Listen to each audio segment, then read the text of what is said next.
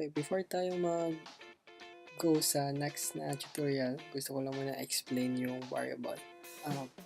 Okay guys, nagtataka kayo kung ano ang saan ginagamit tong variable kasi useless naman. Pwede ka naman maglagay, kunwari, walker key. So, pwede ka naman maglagay ng walker key dito, okay? Fresh. So, pwede nga naman. Pero ang nangyayari kasi guys, dito is, ang ginagawa dito is not really the text. Ang nilalagay dito is yung another pa na variable na kung saan, kunwari may input field. Alam niyo yung input field sa HTML, CSS? Yung ganito. Teka, para mas bigas niyo. Yan. Yung may ganitong input field. So, pwede kayong mag-type.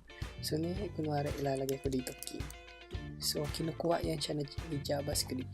Tapos, nilalagay niya dito, which is, ito yung input field, for example. Tapos, since si variable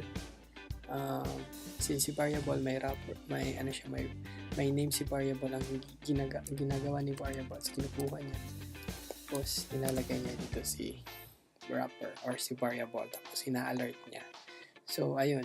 So, hopefully clear yan siya kasi talagang napansin ko sa programming kasi napaka-boring siya. Lalo na kung pag-aaralan natin yung basic. Pero slowly by slowly, malalaman natin kung para saan sila. Okay? So, thank you for watching. See you sa next na video.